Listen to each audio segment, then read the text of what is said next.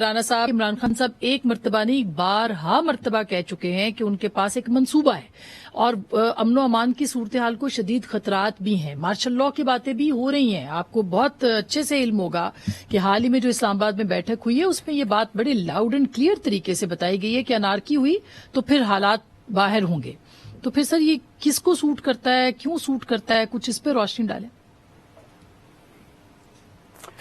دیکھیں جی، ایک آدمی جو ہے وہ اس ملک میں نہ کانسٹیٹیوشن کو مانتا ہے، نہ جمہوریت کو مانتا ہے، نہ جمہوری عمل کو مانتا ہے.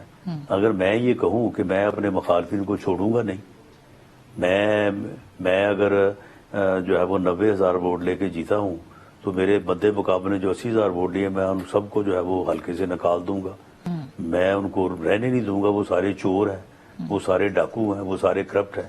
تو آپ مجھے بتائیں یہ ملک رہ سکتا ہے؟ جمہوریت رہ سکتی ہے؟ اس طرح سے کوئی کانسٹیٹیوشن جو ہے وہ رول آف کانسٹیٹیوشن ہو سکتا ہے؟ رول آف لا ہو سکتا ہے؟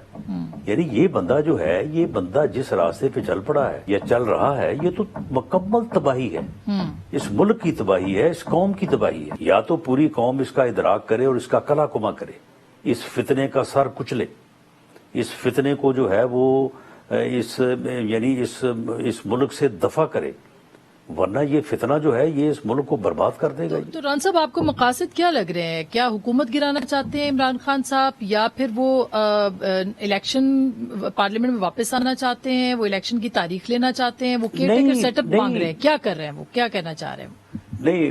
نہیں، معاملہ یہ ہے کہ اگر یہ حکومت لے کے بھی اپنے اس موقف پہ قائم رہے، اور اسے رہنا پڑے گا، کیونکہ اگر اس موقف کے ساتھ یہ حکومت لے گا تو پھر اس کو اس موقف پہ قائم رہنا پڑے گا. اور موقف یہ ہے کہ میں اپنے مخالفین کو چھوڑوں گا نہیں.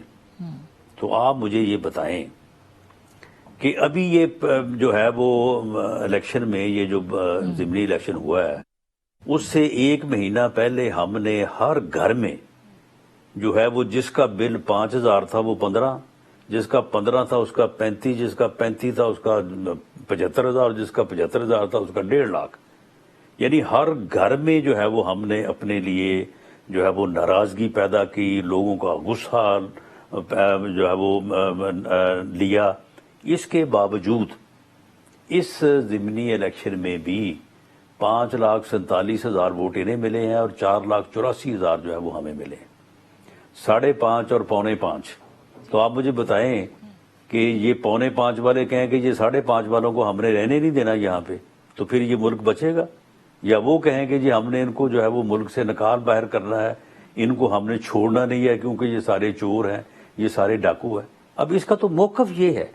آپ مجھے بتائیں کہ اس موقف کے ساتھ کس طرح سے جو ہے وہ ملک آگے بڑھ سکتا ہے؟ سر مذاکرات بھی تو شروع کیے یکجہتی جو ہے وہ پیدا ہو سکتی ہے. مذاکرات شروع کیے گئے تھے. نہیں، وہ تو کہتا ہے کہ میں نہیں، مذاکرات تو اس نے 4 سال گورنمنٹ کی ہے.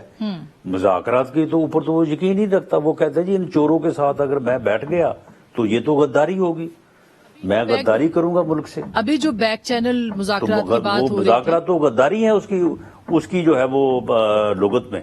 جی، ابھی جو بیک ڈور چینل کی بات ہو رہی تھی اور مذاکرات بھی ہوئے اور ہماری اطلاع ہے کہ فیسیلیٹیٹ بھی کیا گیا مذاکرات کے لیے، اس میں کوئی کامیابی نہیں ہوئی کہ وہ الیکشن شاید ڈیٹ مانگ رہے تھے. نہیں، کوئی مذاکرات ہوئے ہی نہیں ہے.